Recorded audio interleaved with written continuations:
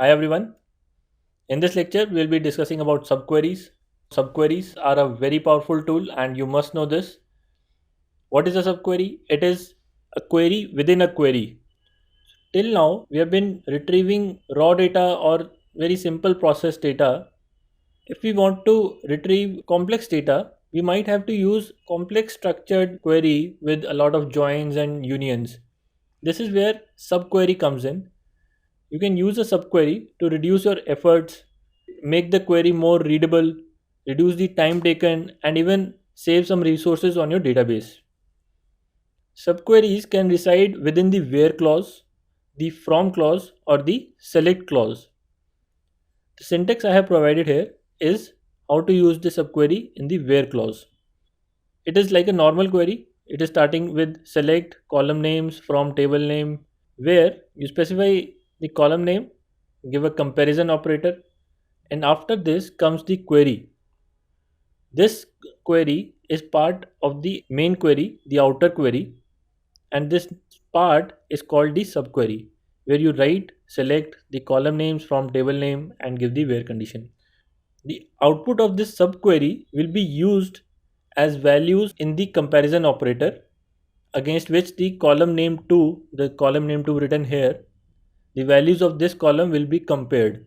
It will become more clear when we look at the examples. So let us say you want to find out the order lines or the sales items where the customer who bought those orders is aged more than 60. If we do not know about subqueries, how would we do this? We'll first find out all the customers who are aged more than 60, probably store it in a new table, and then we will take an inner join of this sales table and the new table that we have created to find out customers whose age is 60 and who have given orders. Instead of doing this, we'll just use the subquery. First, we'll find out all the sales from the sales table. In the condition, we will say only those customer IDs which belong to this subquery. And in this subquery, we'll find out those customer IDs where customer's age is more than 60. So we'll get customer IDs here from this subquery. We'll check the customer ID belonging to this set, and for only those customer IDs we will get the select result. Let us go and write this in the interface. So we will select star from sales where customer ID belongs to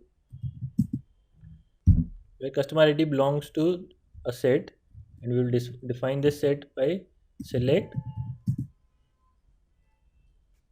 customer ID from the customer table where age is more than 60. So if you remember, while discussing the in keyword, I told you that I'll be using this in the subqueries, and there's a lot of importance of this in keyword in subqueries. So this is how we use in during subqueries. And let us run this query. So you can see I have all the sales where the customer who has bought is aged more than 60. Do note that while selecting in the subquery, we had only one column, which is customer ID. We cannot have the second column because when we are having this in keyword wants to compare customer IDs in this range. These are the values that we are giving.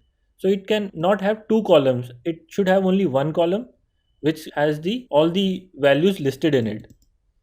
So this one column which contains the customer IDs of customers with more than age 60 will be used to compare the customer IDs and give the output from sales table. So we just checked how to use the subquery in where. Let us now go and learn how to use the subqueries within from. Now we have a table, product table, which lists all the products that we have in our inventory. Suppose we want to find out how much of each product has been sold. So I want to find out the quantity of each product sold. In the product table, I have the product name and categories also. So in future, if I have this data, I'll be able to find out which categories selling how much. So this data may be of use to me. If I want to find out this, suppose we are not using the subqueries, I'll first need to find out the sales quantity from the sales table. So I'll group by the product ID and find out the sum of quantity and save this data in a new table. And then I'll do a join of this table with the product table. This is how I'll get this data. What this will lead to is I'll have one additional table which will be taking up resources in my database. Instead of doing this, I can do the two things in a single query without saving the data into a table. Let us see how subquery helps us in this. First, the table that we would be saving, think of it as a table that you have actually saved. That table will be created in the subquery and we will save that table with some name. You can take out the quantity from that table. When we are writing the query, we will select all the columns from the product table and this quantity from the table that we'll be creating in the subquery.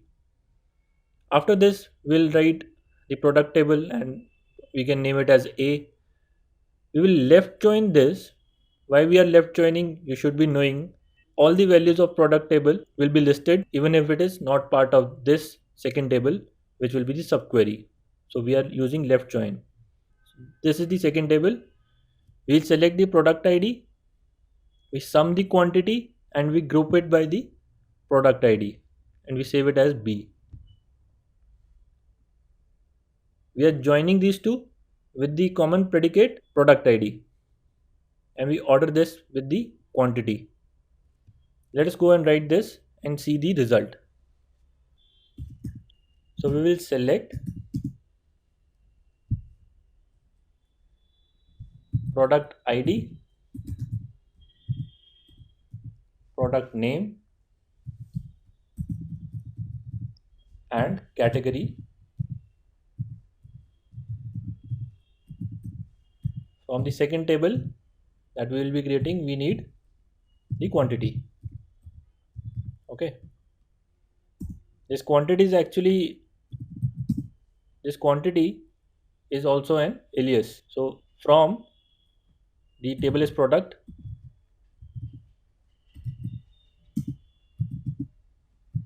which is saved as A. After this, we will left join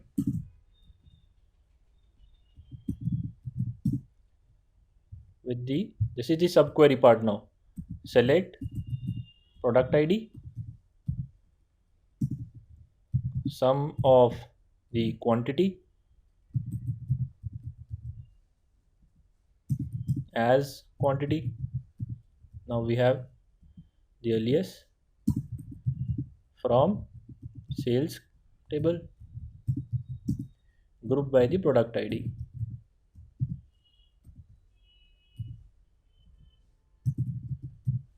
This whole subquery part is giving us a table and that table is named as B. And we will use the condition of product ID of A is same as product ID of B. So this is the condition that we need to give for the left join ordered by quantity in the descending order.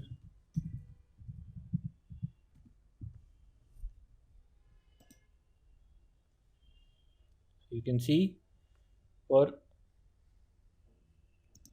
we now have all the products from the product table and the quantities of that product sold mapped against each product.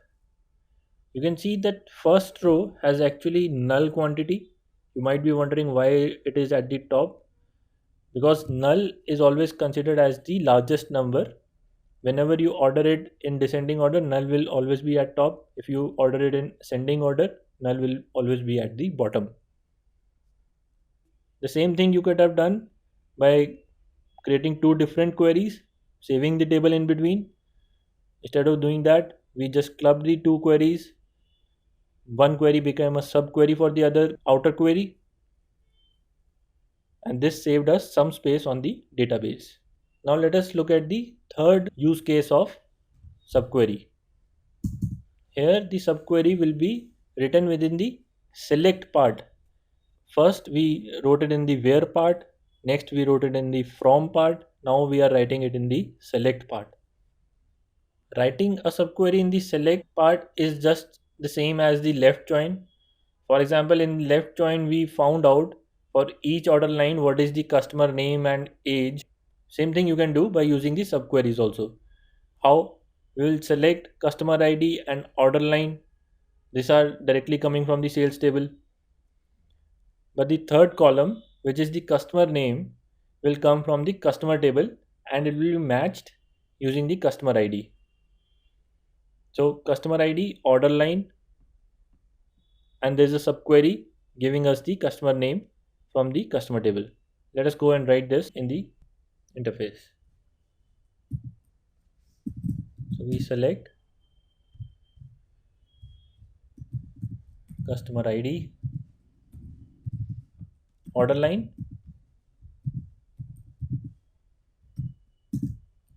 and then we'll write the subquery where we'll find out the customer name, which is matching the customer ID from the sales table, where customer ID, customer.customer ID is equal to sales.customer ID. So these customer IDs are matched and we get the customer name from the sales table.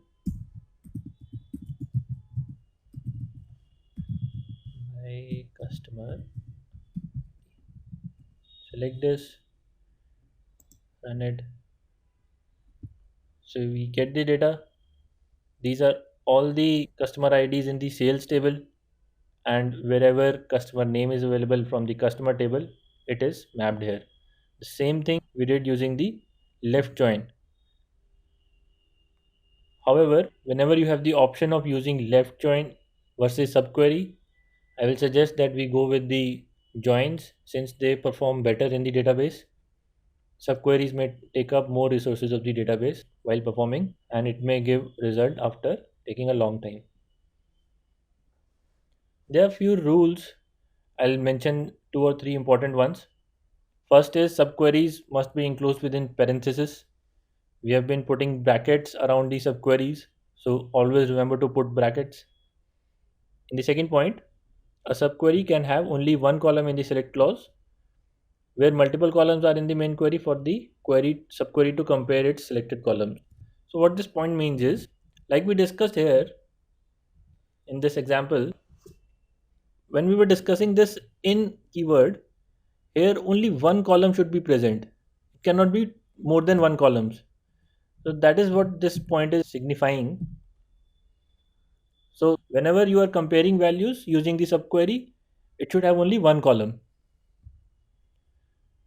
Another important point is this last point where between operator, it can be used within a subquery.